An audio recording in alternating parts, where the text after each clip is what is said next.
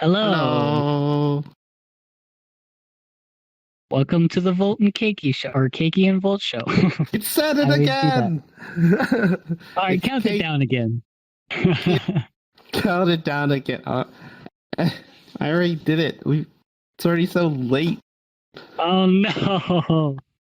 All right, so this is it, the Keiki and Volt show. I'm Volt. I'm Keiki, and this is our show. It's another new locale. We kind of change it up Yeah. every time, I guess. We're never gonna find a place. We tried another one, but I tried to get full body to work, and well, that was terrible. So many places have terrible chairs where you sit down and you're just trapped in the seat. This one's not so bad though. Yeah, this one's pretty good. There's like some couches over there and stuff like that. Yeah, They even this actually, table was good for my height. yeah, There's buttons because they over have a fancy button that makes a collider on the ground about that high. We could just sit here at the table and enjoy Yeah. our tea. Where was this found? Was this in classic? Yeah, in classic. Or no, actually, I think it was in hot. Oh, really? Yeah. Maybe I'll what's it called? I'll put a link to this world. You could do that, right? Yeah, I'm pretty sure.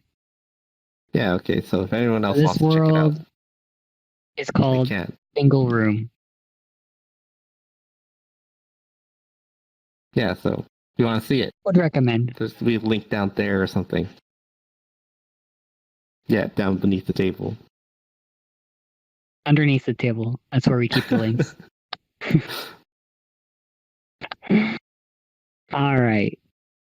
So what are we going to talk about? What are we here for? So we can talk about anything, right? I'm pretty True. sure the audience is still getting used to us. I guess we could start with the classic anime theater. Although you missed half of it. That's all you, because I didn't really get to see it all. I had to leave early. Yeah. So the anime was Mono no Ko. There's not too much to say about it. It's basically a Ghibli movie, but it's not made by Ghibli. But it's not Ghibli. It's not Ghibli, but it's basically a Ghibli movie. The only thing it was missing was like some stuff about the environment, because Ghibli movies always Yeah, it's always it has about to pull like in nature. humans are bad. Humans Yeah. are destroying Stop that. No. the world. And the world could be an actual human world, or it could be the spirit world, or it could be whatever world. Well, actually, yeah, I kind of had that too. So you had Tokyo, and there was some sort of portal. I missed the very beginning of the movie, but there was some sort of portal, and some kids slipped through it into the beast world. Yeah. And this is kind of a problem apparently, because all humans have darkness in them or something.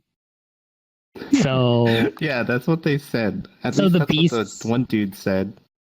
yeah. So the beasts were like pretty like nonplussed about having a human in their world. So it kind of had the Ghibli thing too, where it's like humans are bad. Yeah, I guess. And it turned out the humans were bad, and they almost did destroy the world. So Okay, so was that what happened after I left? yeah, there's a lot of stuff in between, but that's the main gist.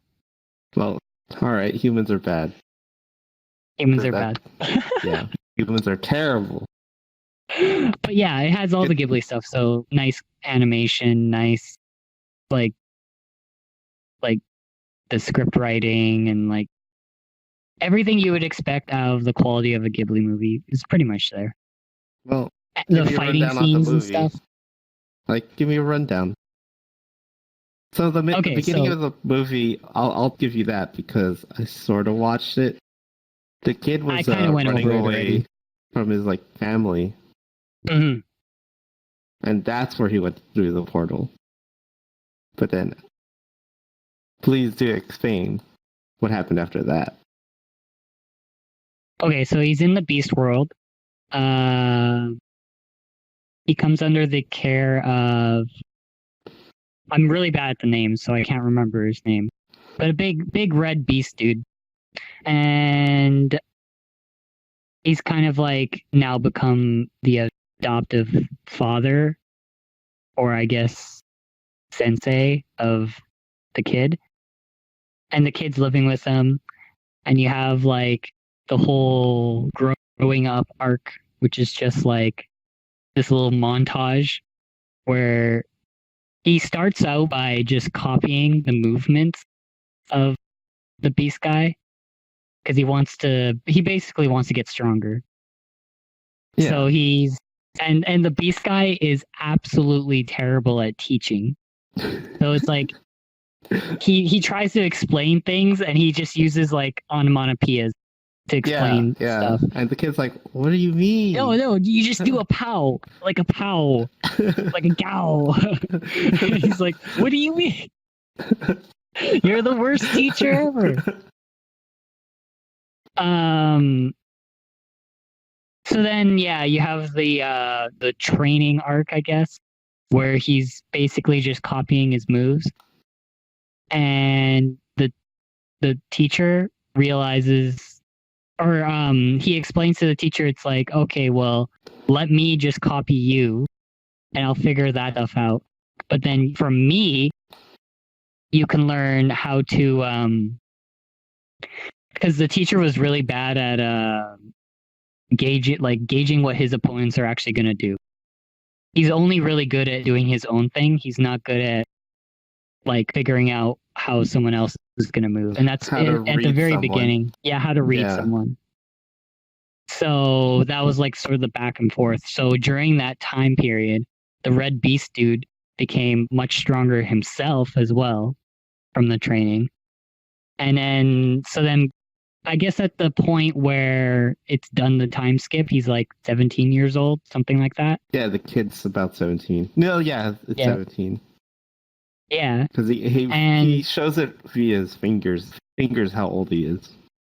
Oh, yeah, 17. It was like and 10 and then a 7. Like that. And he wanted to, I think his name was like the Japanese word for 6 or 7 or something, or 6. Because when he first joined in, he was like pretty young.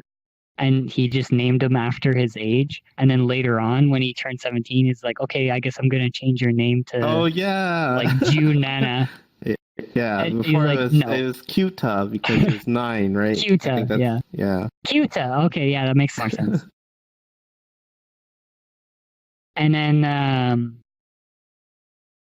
from there, he actually ends up finding. Just give me 1 second. I'm just thinking my eye.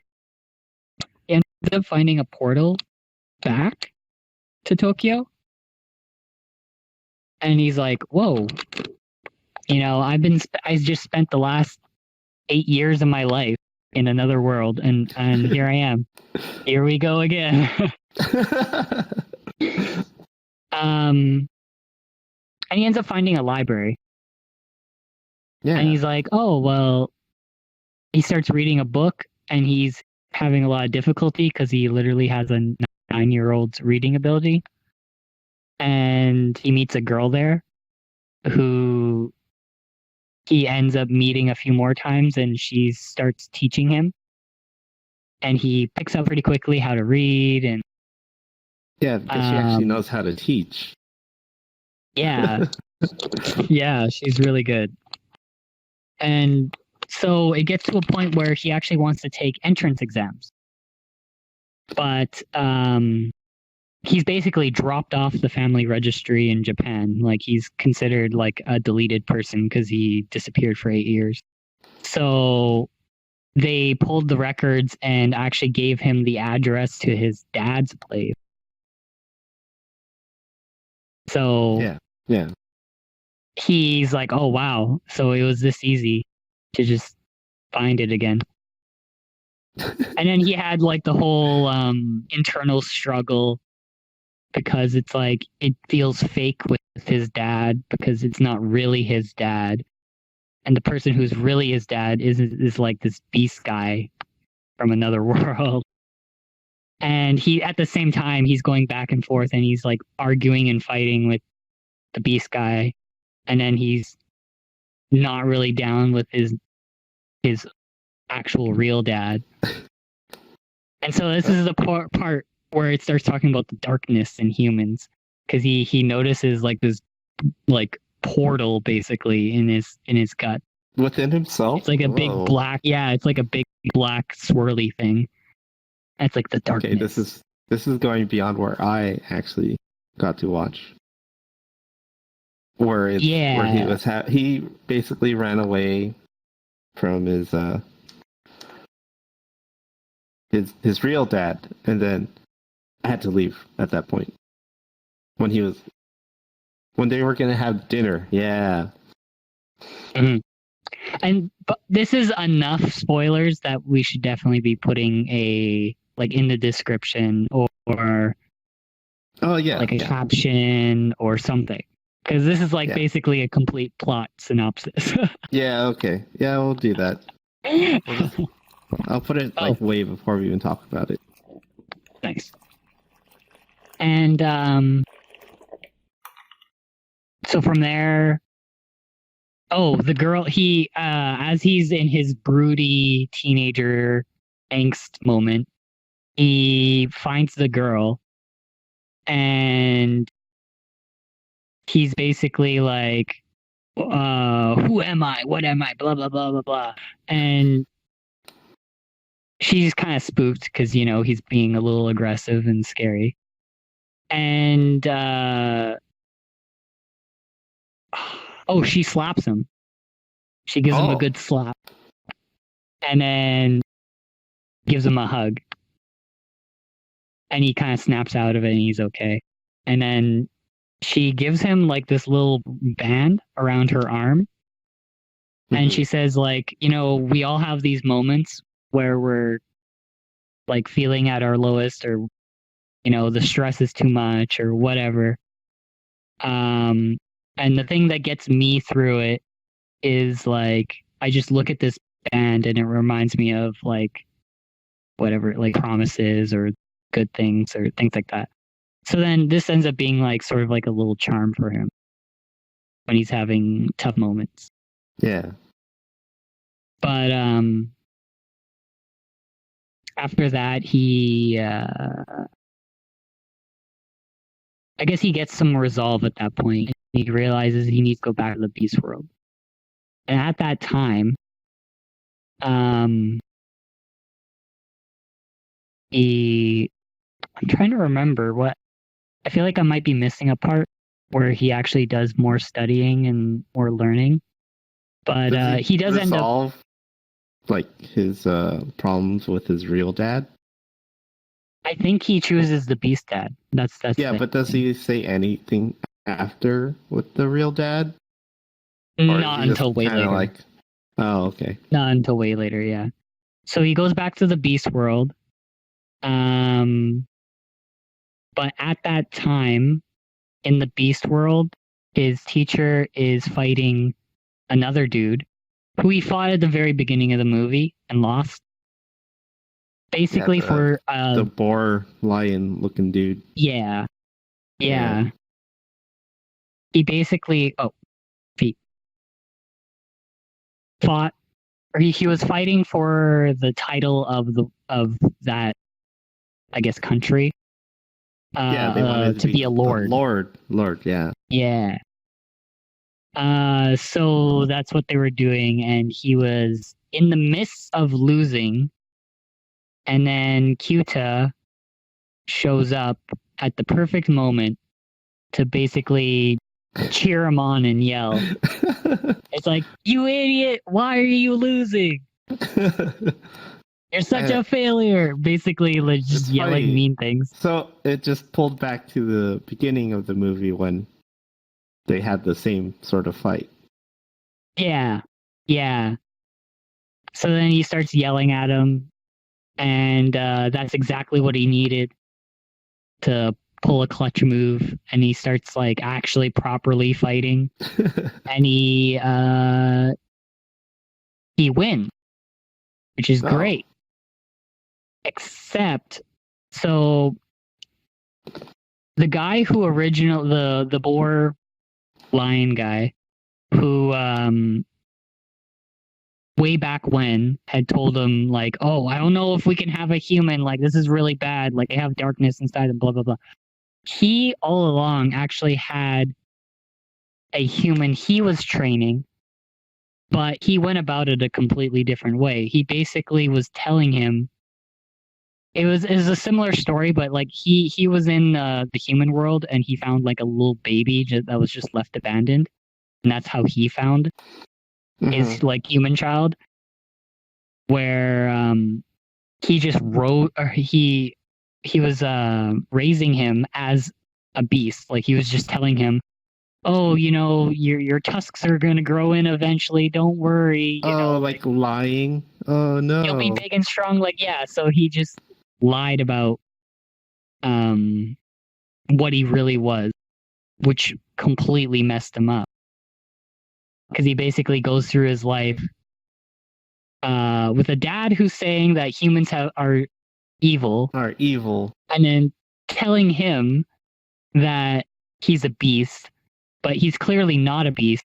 So he has this internal conflict his entire like life growing up, to a point where and he has complete and utter faith that his dad was going to win in this competition for the Lord, and he lost. And that was the moment where his dark swirly junk starts like getting really big. He basically uses like telekinetic powers to grab a sword and slice open Kyuta's, I guess he's dad or teacher. What the heck? And right after he's won, because he's so like flabbergasted that it's even possible that his dad lost, and he's just like, look what I did. I won it. I won the fight for you. I won the fight for you. And his dad's just like, oh no, I can't believe this. Like, I can't believe this actually happened. Oh no. So then the result of that is the kid like teleports away, basically. Just dipsets out of there. And so then, and you have this like evil kid running around. And Kyuta's like, I have to deal with this. Like, this is something that I have to take care of. So they have a like little scene before he leaves, where he's like, I'm not doing this for revenge. I'm doing this because like I'm the one who can take care of it, because I'm also human. Right. So he's like he's very level-headed, and he's very calm considering what just happened, like that his teacher / adoptive father just got a sword through his gut. So then he goes out to find this guy. The evil kid had actually gone back to the real world. And started making trouble in Tokyo. Oh no! It was he his powers and stuff. I assume that's how it went. Yeah, because he has telekinetic powers, but also because this darkness stuff is like taking over his body. He also has the ability to kind of like change his form, I guess. So at one point, like when they first have a confrontation in Tokyo, he's just like basically batting people out of the way, walking through a crowd to get to this guy. and like I think he like punches him or does something, and he gets knocked away. As he's getting knocked away, he had a book on him that was Moby Dick. Right. It's kind of an important how to read. the first it's the first book that he learned how to read. And so him and his I guess not technically girlfriend yet, but clearly his girlfriend. He's like, okay, we gotta run. We gotta get the hell out of here. So he's like, he grabs her hand and like drags her away. The evil kid turns and sees his book on the ground and then like picks it up and like opens it.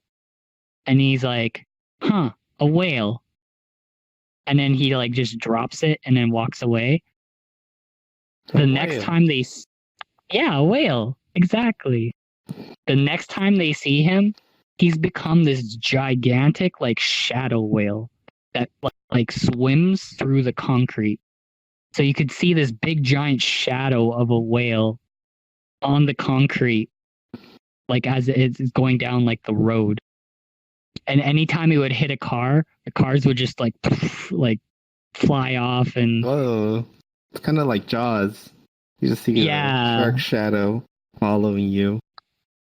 Yeah, exactly. And it was kind of neat. They recorded, so they had like a cut to a CCTV camera that was watching it, and all it sees is him walking around.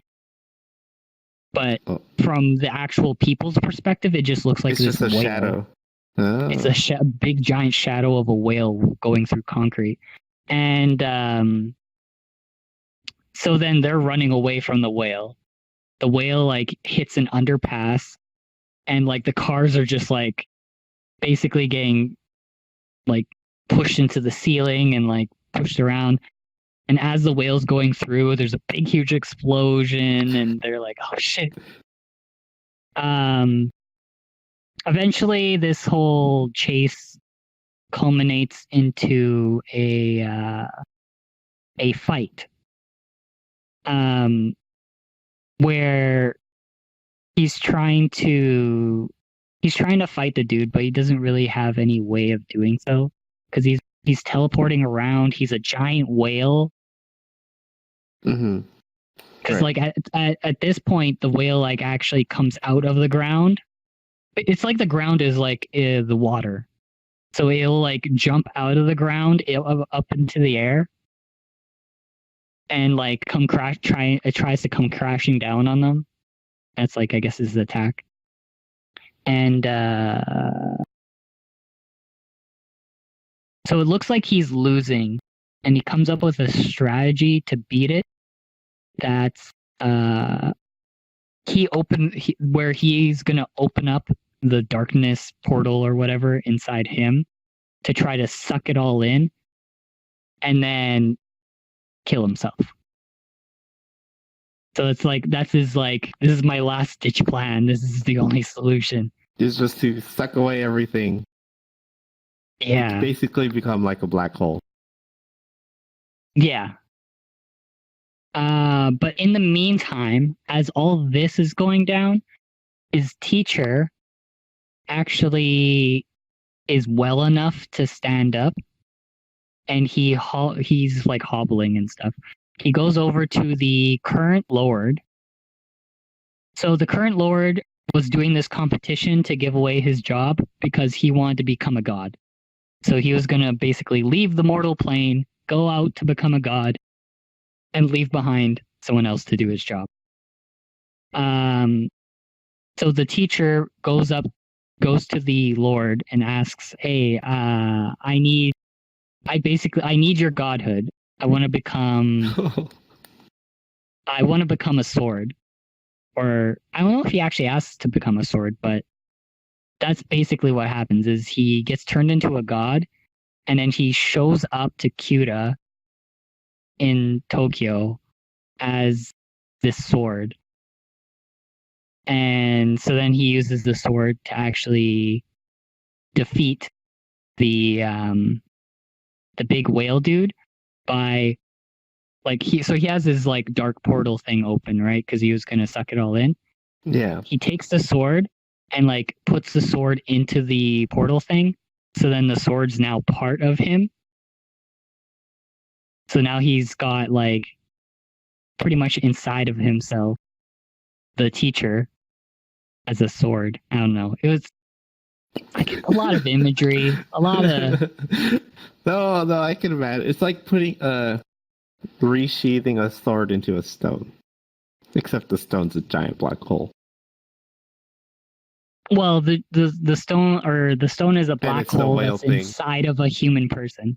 Yeah. So no, because he just puts it inside of himself, and then like the sword, and then he fights the whale.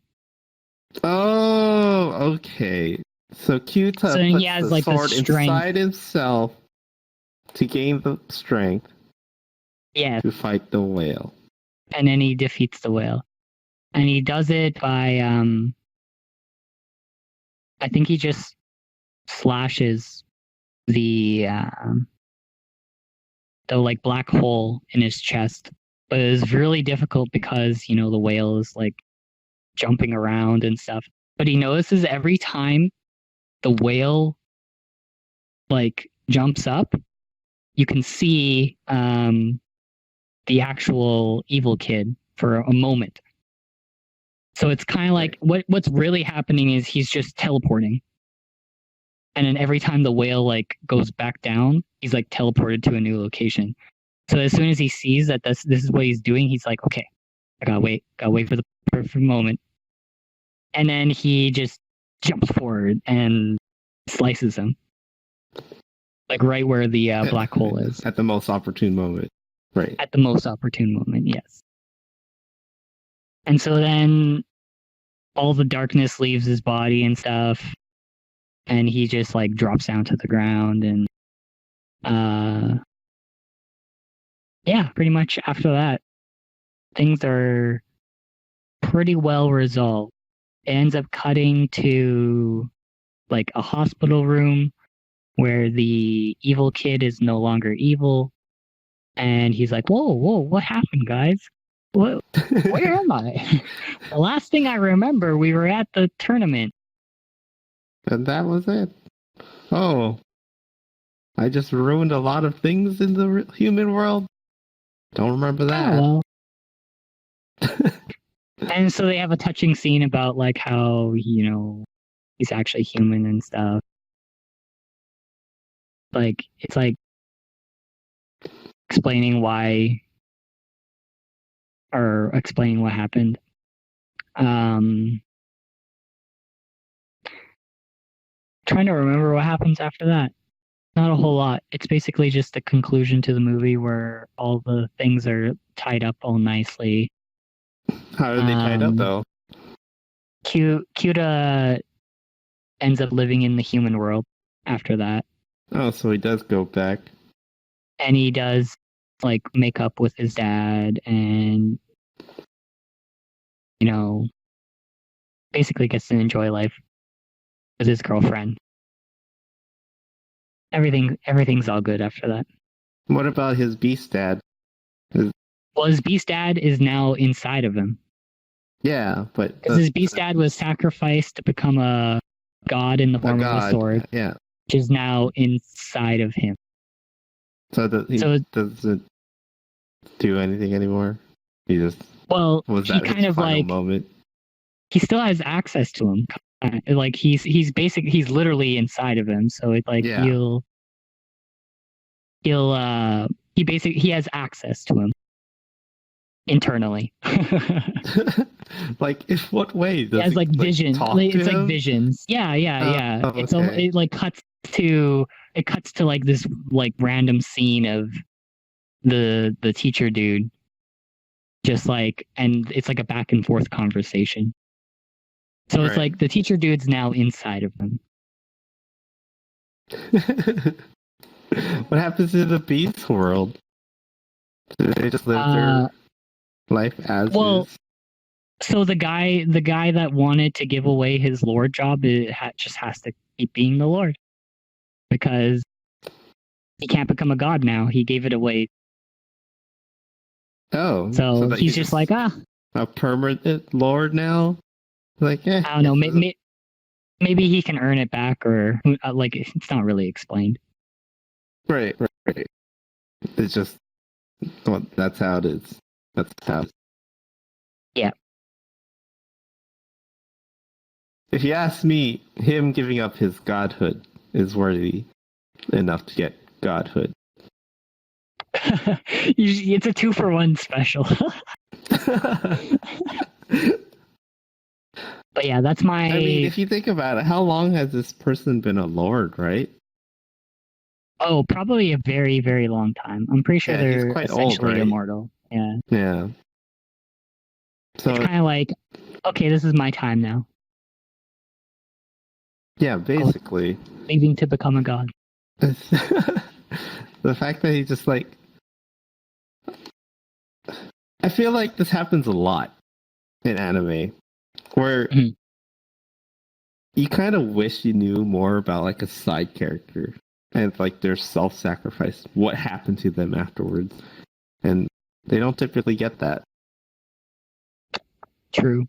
It's just like, well, back to the status quo. You keep doing your job, and you don't get to know what happened to them. The limitation of 2-hour movie. Yeah, true. I wonder if you had asked the writer for the movie, like, so what happened to that person? Would they actually give you an answer, or would it end up being where some writers typically say, "Well, it's up to your imagination as to what happened to them." From the power of your imagination. Imagination. But yeah, that's my very poorly explained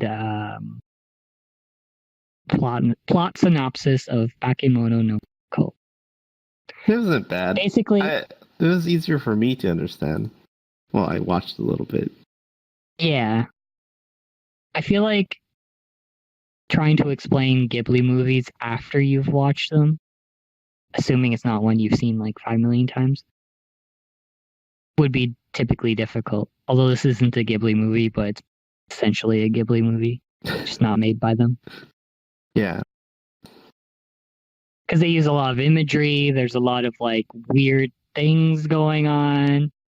Trying to explain in words those weird things. Like imagine trying to explain like the dust mites or whatever, the suit in Spirited Away. Like, oh yeah, so she's in this like furnace room or something, and then these little suit monsters come out. Yeah. Actually, I can't remember a lot of Spirited Away. I think I can't either. That was like that was the biggest thing I remember. Okay. Yeah, I was supposed to watch it again recently. They were showing it in the theaters around us. But nice. No, wait. No. I think actually I think it's in October, so it's gonna be a while. But I'm gonna definitely watch it again because the theaters around me are re-showing like 6 or 8 Ghibli movies. Ghibli movies are always good. What's your favorite one? I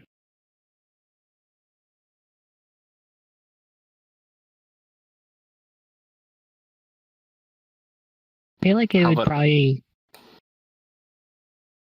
I really like Nausicaa, but I think that has. It's like the first Ghibli movie I watched, like not on a DVD. That I actually like watched when I actually started watching anime on computers. Right. It was Nausicaa of the Valley of the Wind. Was it? Which it was your first Ghibli cool. movie, right? Yeah, and that one was actually like the English version was produced with Disney. And so like the yeah. A voice lot of the actors, early ones were produced with Disney. yeah. So like I think the main character girl is Uma Thurman, I but believe so. Yeah. very very young Uma Thurman. Very, 'Cause very young Uma it's an Thurman. old movie. Yeah. My favorite was Kiki's Delivery Service. Have you seen that one? Oh, I forgot about that one. That one's a good one too. Yeah. Yeah, it's my favorite one. And I don't know. Keiki Just delivery watching. service. Oh, shut up. Yeah, we'll just remake the movie with me in there. It's okay. Easy. Yeah. I really like that movie. And it's probably because it was her just like trying to struggle, like trying to basically be an adult, right? That was the Mhm. whole plot of the movie, of her just like leaving her family, the comfort of her home, to move to a new town and being the witch of that town. And so you just see like a bunch of stuff that she goes and struggles through. That's It's like one the of common those. theme with all the Ghibli movies almost. Yeah, yeah. It's a lot of the character themselves struggles through something that they have generally overcome, or they will overcome by the end of the movie. Mhm. Oh, what's the term when it's like a movie about a movie, a TV show, or whatever, where it's like a kid and like the main premise of the story is just their growing up story. It has a name. I can't remember what it is though. All I could Like think of is a biography or autobiography. no, it's like it's kind of not like a that, though. TV. It's got a TV tropes page and the whole 9 yards. A kid as they're growing up. Yeah, coming of age story. That's what I was. There you go. That's what Coming it is. of age story. Almost every single Ghibli movie is like a coming of age story. Yeah, pretty much. Because usually the main character is very naive at the beginning and then matures in some way over the course of the movie. Which is another reason why Bakemono no Ko was basically a Ghibli movie.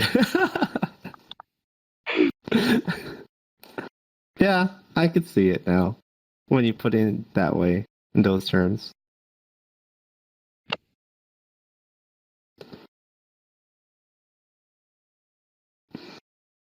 Oh, And it's pretty good. yeah, that's pretty good. I'll go back and finish it one day. I hope. Go back and Bakemono no Ko, yeah. I would recommend you gave me a good synopsis, but it would be better if I actually see it. Yeah. Give it like wait, I guess you're editing this video, so give it like 6 months past this point and then go back to it. And you'll probably have forgotten most of what I said. And then I'll just watch the entire thing all over again. Yeah, exactly. All right, let's do that. Hopefully, that's how I remember. Yeah, no problem. I'll have to remind you. Now I just need someone to remind me to remind you.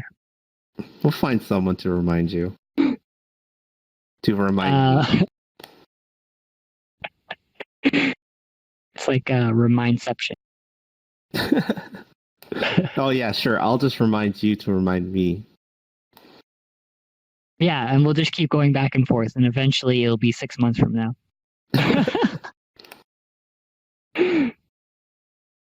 Anyways, on other topics, what games have you been playing recently? Ooh, we're back to this again. Well, the thing that... What games did I play? Well, the only one I care about, because it is first to mind, is Monster Hunter. The beta was this weekend for Iceborne.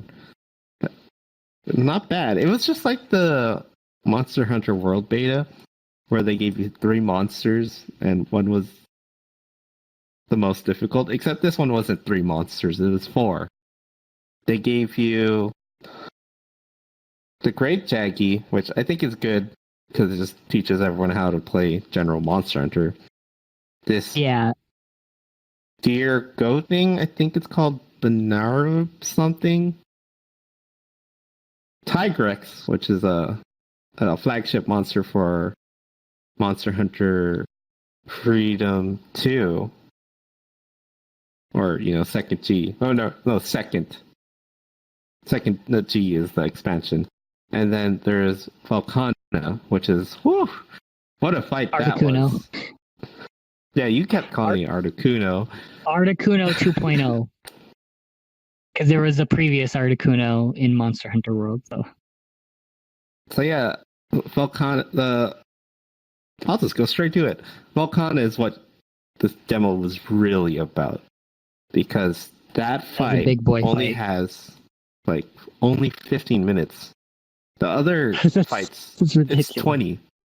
So they're expecting you to beat this monster, this Elder Dragon to be specific. I think it's an Elder Dragon. Yeah, it is. It's blue. It's got the blue trail, right? So. Yeah, and it also uses the Elder Dragon body type. Yeah. So you have 50 minutes to kill this thing. And realistically, if you do it solo, it's less. It's about 14 because you have to do some weird dumb tutorial every time you start the mission. Yeah. So this entire fight is you trying to dodge constant ice breath over and over again. Where it's it's either in the air, it's shooting ice down, it's on the floor, it's making ice walls around you. It's pretty telegraphed because you could see where its general attack range is. But when you're caught in the moment, reacting the best you can could only help you so much until you actually learn the tells and patterns for the monster. The one funny attack is that it does have one that is specifically it's above you. It takes your position and then drops an ice cube. That one is kind of entertaining. It doesn't typically hit you, but it's wow, okay. It's just a typical mage attack where it's oh, I'm gonna put this thing above you. It's gonna hit you and fall down. And it's a giant ice cube. It's a giant ice cube. That fight was intense. There's barely any breathing room. You keep running into the ice walls that it keeps creating. And at one point, it was am I really going to be able to do this by myself? Yeah, that sounds pretty... Well, I mean, I know it was pretty spooky because I got to see it. Yeah, you actually saw my stream of it. But yeah. How many did I do that? 4 or 5 times? Oh, you're breaking up a little bit. Oh. Is it fine now? No. Huh. Give me 1 second.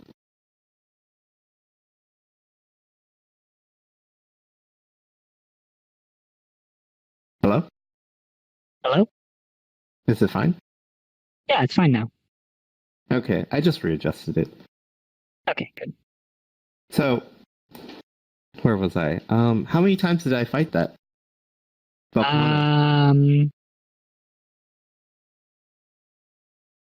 was about 4 or 5 times. I'm gonna say half a dozen or 4 or 5. Half a dozen? No, let's go with half a dozen. That sounds about right.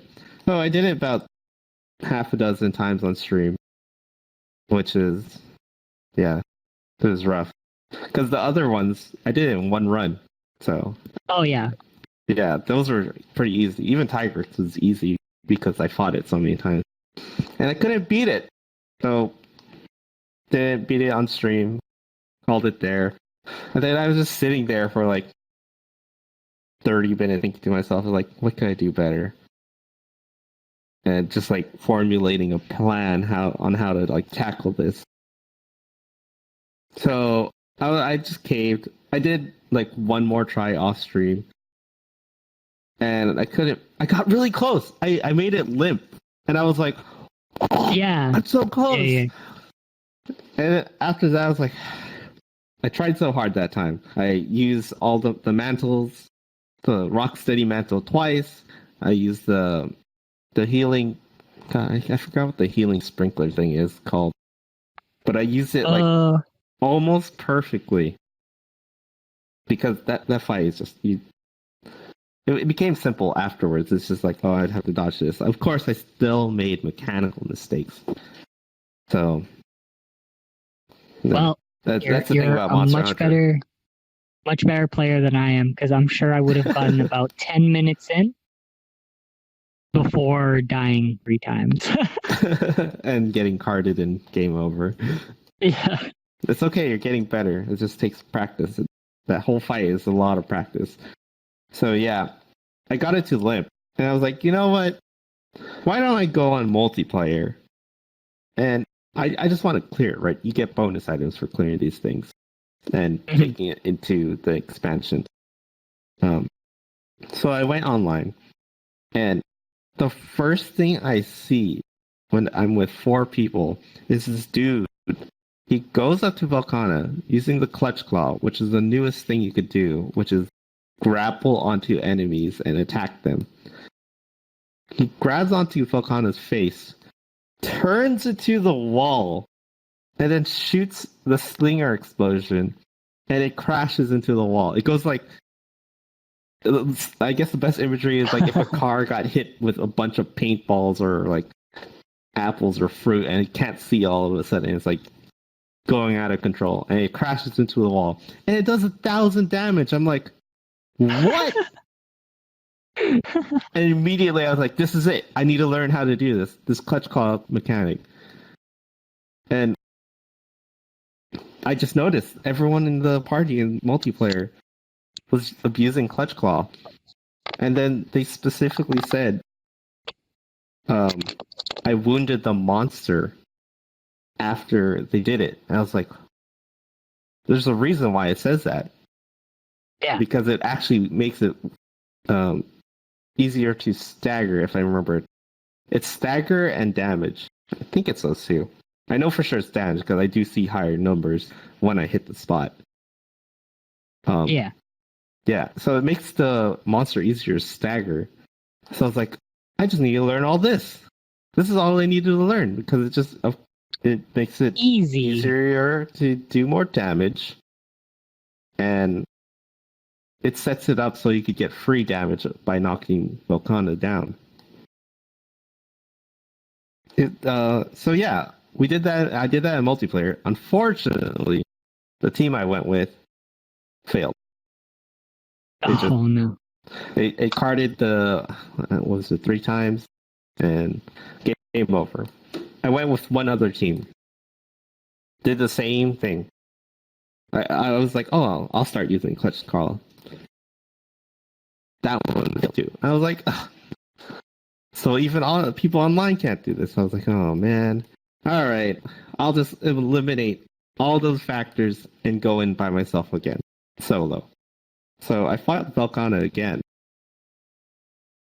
just trying to learning how to do the Clutch Claw thing. I messed it up like the first 3 times because I was like, how do people do this?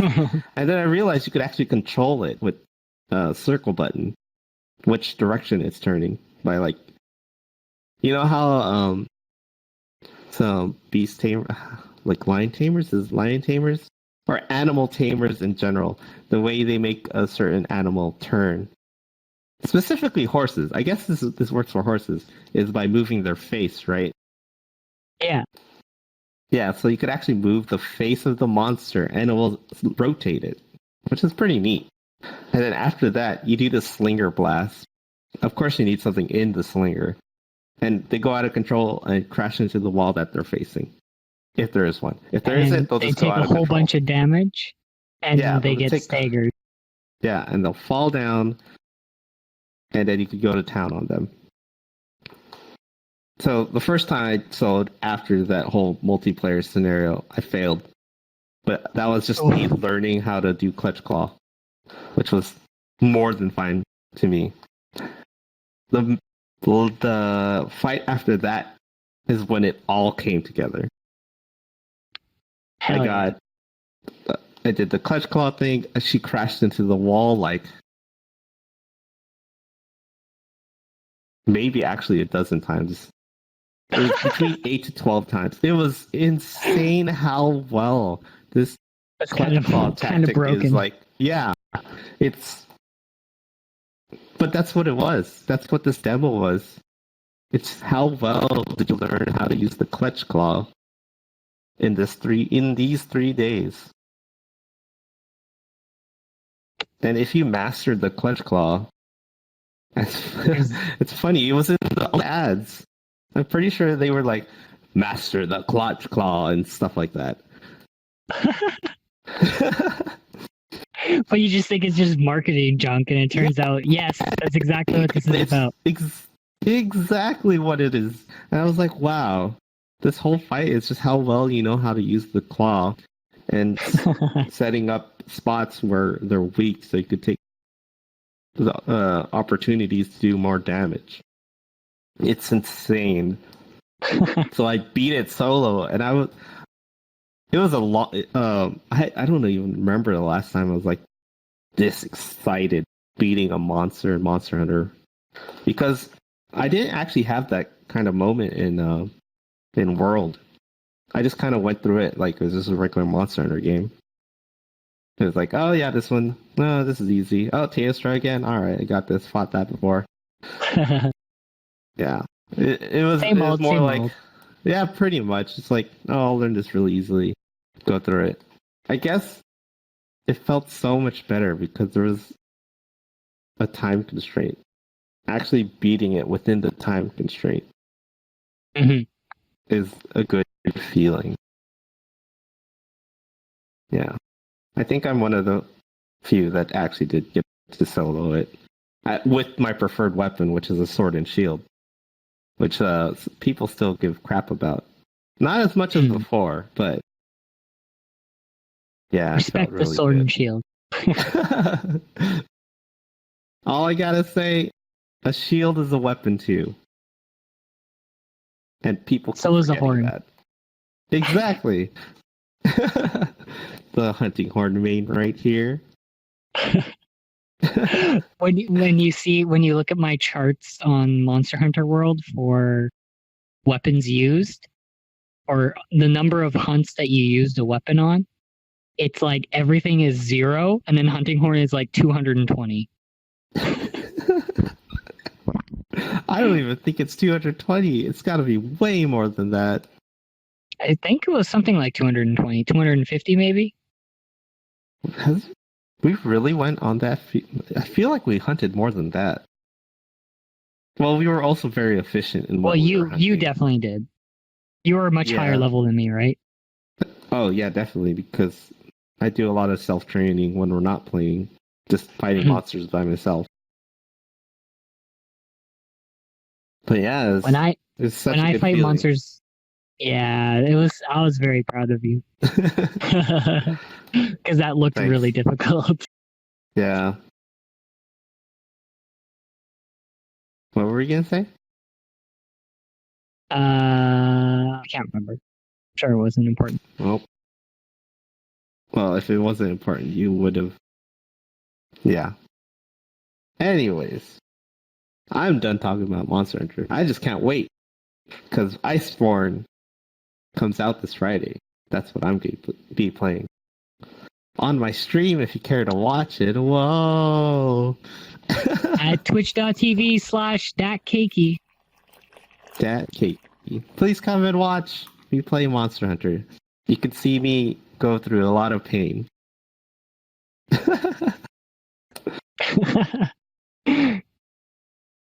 I should start streaming as well. Yeah, might as well, right? If you have free time and you're just playing games. If I could get my mic to cooperate. It's kind of an annoying thing. But if I could get it to cooperate, then I would definitely Definitely stream. Yeah, it sucks that it picks up the music and sound effects that are in your game. Yeah, these. Oh, not these.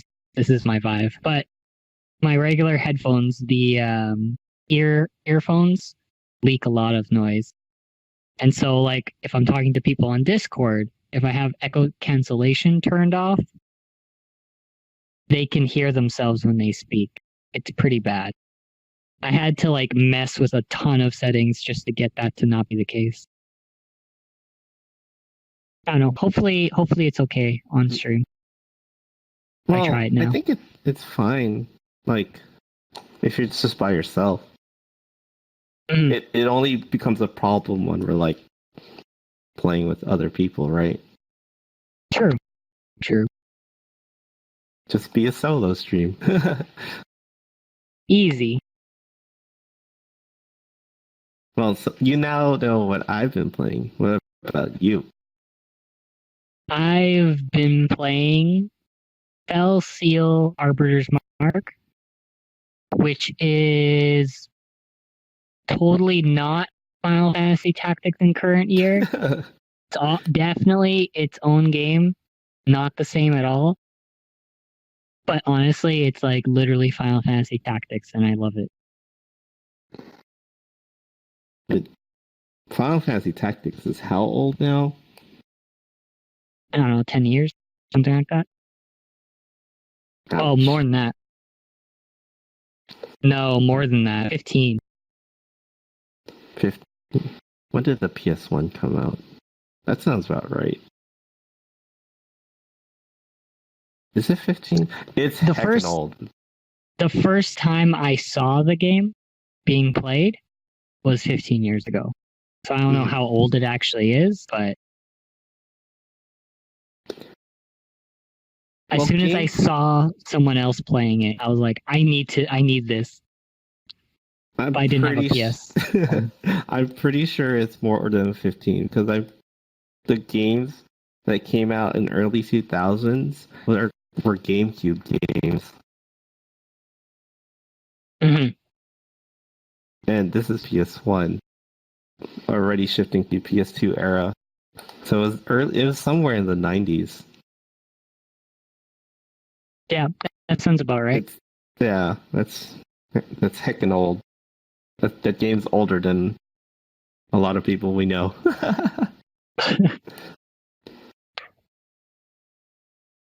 But tell me about Fell Seal. Fell Seal. Is that what it's called? Fell Seal Arbiter's Mark. It's well, it plays literally the exact same as Final Fantasy Tactics, which is to say that it's a JRPG tactics game. So you have, or style game, I should say. It's made by, I'm pretty sure it's made by a Western studio. Yeah, I would assume so anyway, considering the art and everything. It was a Kickstarter game. Makes sense. It makes sense. You would have to have a Kickstarter because I don't think any game studio would ever be like, yes, we're just going to remake Final Fantasy Tactics style game. Because it's like, nobody's playing games like that nowadays. You ever wonder? If you make I wonder if that's what their actual goal was, to just remake Final Fantasy Tactics. No, it definitely was. There's no possible way that they could have matched the mechanics so closely without it being completely intentional. Like it even has. So like the way Final Fantasy Tactics plays out is you start out with these very basic units and basic classes. As you're on the field, anytime you're using skills, you get job points. And so this is a little bit different in this game. In Final Fantasy Tactics, you had to kill units to get experience. But in this game, just using abilities effectively at all gets you experience. And then the amount of experience you get is just dependent on like the difference between your level and the thing that you're either attacking or healing or whatever. But Right. in that process, you're also getting job points. When you get enough job points, which are actually called ability points in LCO, when you get enough ability points, then you can learn skills in your class. And if you learn skills in your class, that will level up that class, which could potentially unlock new classes. And when you go to change your class, it is literally the exact same like job wheel from Final Fantasy Tactics, where you just see this like all the versions of your character with the different outfits on relating to that class. So you just like spin the wheel around. Oh yeah, I want this. I remember It's seeing the same that game. wheel, It's so good. and just like it does that thing that older games used to do that current games don't really do, where the wheel expands as it goes out, and it does it like quite quickly. Yeah. Yeah, I don't see that animation anymore. I always get very amused at seeing it because the old ones I typically saw it from was Secret of Mana and Secret of Evermore, where the wheel would come out really fast and spin rapidly. Oh yeah. When you first open it up, it does this like little spin thing. This little animation. Yeah. I don't know. I just thought that was cool because just seeing something like that really shows that it's fans of the series and the game type that of that time just making a game like that again. And it was just it came at the perfect time because I was in this mood to play specifically Final Fantasy Tactics. And then I saw this Fell Seal game, and then I actually went and watched a YouTube video that was just like a let's play or a review or whatever. And that's when I realized, oh my god, this game is literally Final Fantasy Tactics. It's literally the same thing. And I was like, okay, I have to play it. I have to buy it. Oh, I'm getting like leg spikes. Everything Yeah, like, I just saw cut that out too. there for me. No, you're fine. It's just that one moment. Anyways, yeah, it came at the perfect time, and then I've just thrown like 40 hours into it since then. I mean, you like it. You already got your money's worth. You got well worth your money's worth. Yeah, because it was on sale. It was on sale on Humble Bundle for, was it 23 or 28? Something like that. I can't remember. Yeah. Hopefully definitely it's get on sale. If it was under summer sale, I'm pretty sure. So if you want to get it, then grab it ASAP. If it's still on sale. It's a lot of fun. Anything else you could tell me about the game? It fixes it. It's kind of similar to the idea of Stardew Valley being like modern day Harvest Moon, except it just fixes.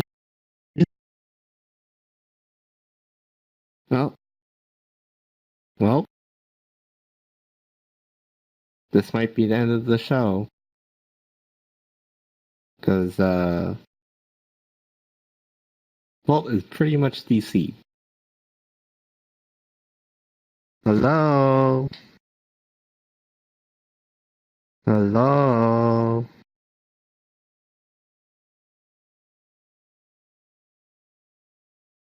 Well, that's it.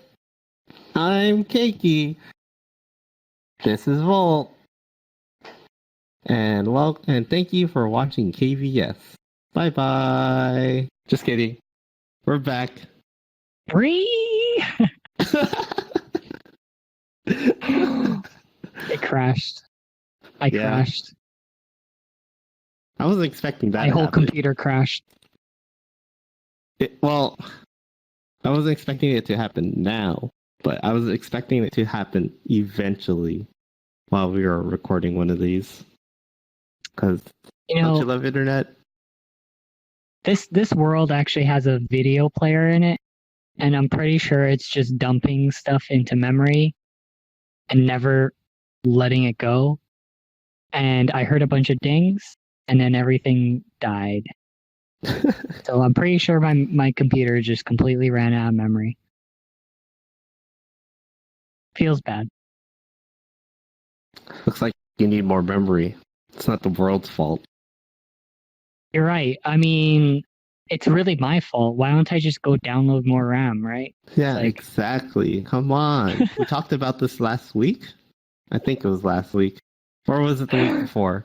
We've only had 2 shows. I have a 50% chance to be right. That's pretty good. That's decent odd.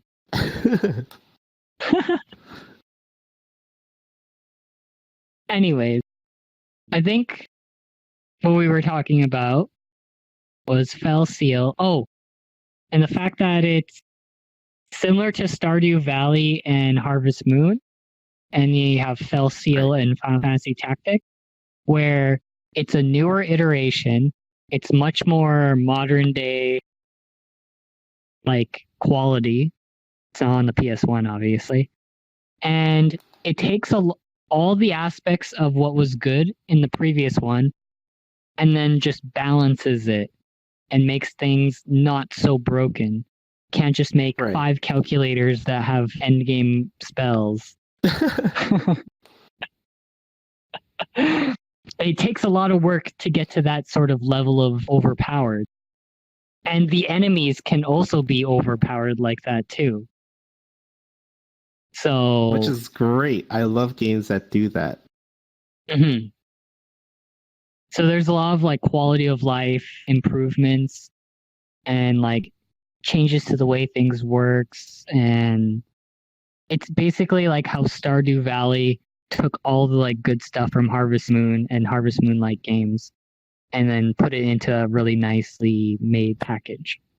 So Fell Seal Arbiter's Mark is a similar deal where it took all the good things from Final Fantasy Tactics and I guess Tactics Ogre and put it into this nice package. You know, I was thinking, why didn't it get as much traction as Stardew Valley? But it's the gate of entry for Stardew Valley is a lot lower. Harvest Moon is more popular than Final Fantasy Tactics. Yeah, Final Fantasy Tactics fan base is still pretty niche, I guess is what it is. Yeah, that type of game has a niche market. Yeah. I feel like Disgaea fans farming yes, definitely. Farming simulator games definitely hit that casual market. They hit that literally anyone can pick this up and play it market. Mm-hmm. Not so much very in-depth tactical games. Less so, definitely. Yeah, because some people, they just want to play video games to relax and turn off their brain to some extent, right? I mean, it's not like you're doing that with Stardew Valley. You gotta plan out what you're doing for the next few days and what you're doing for the month forward. But I guess the pressure isn't as hard on you. That's what it is. It's pressure, right? The thing with Stardew Valley is that it scales. You can be incredibly casual in the way that you play it. Yeah. And there's not really a wrong way to play Stardew Valley. Not really. No. But if you want to go full crazy mode and you can make like some ridiculous farms and Yeah, I've really seen them. They're min-max. insane. Yeah. Yeah, completely min-max your revenue generation and stuff like that. But it scales. So like the casual players and the super hardcore players can both play that game because there's enough And enjoy it. game mechanics. Yeah. Yeah. Not so much with like the tactics games. No, tactics games, it's already on this end. Yeah. Yeah. Yeah, scalability is what really grabs like a massive player base. Mhm. That's why probably why modern day games are fairly easy, or they offer difficulties that are at both ranges. I'm not a Like fan of the game journalist difficulty.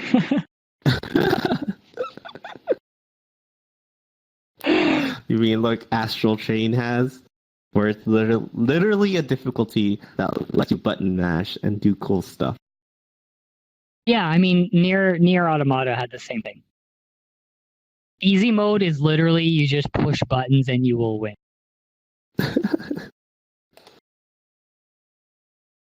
And then that's what like the game journalists end up playing.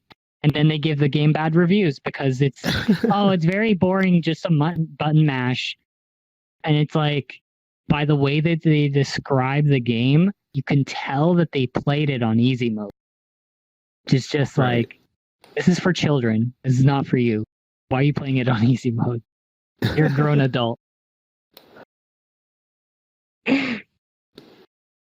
Maybe they just want to have an easy time, but it compromises, their actual review on the game. Which is kind of the whole point of them playing it in the first place. really makes you think. Gotta get Really, them reviews out. Really activates my almonds, We should start a journalism site. We'll review video games, even though we're doing it right now. The reason why they're so terrible is because they don't make money. Just make clickbait titles, right? If they made money, then the quality would be better. The quality is bad because that's all they can afford.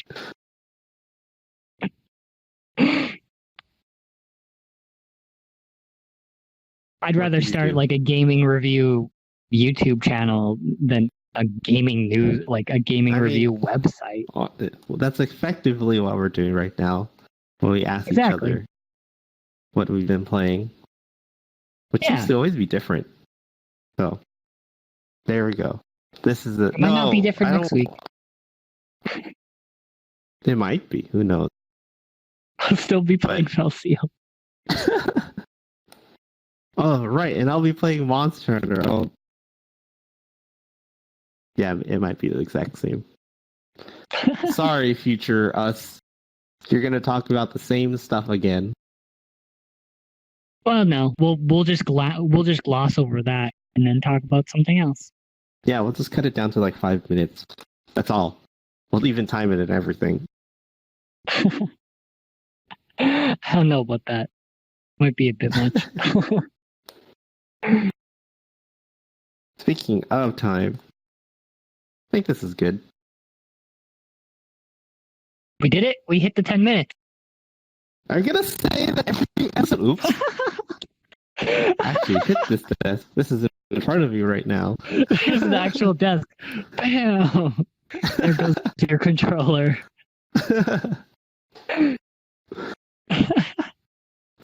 We're gonna and yes, every time. Oh, did we hit 10 minutes? We did it. And do that. We did it again. Again, several 10 minutes. Dozens of 10 minutes.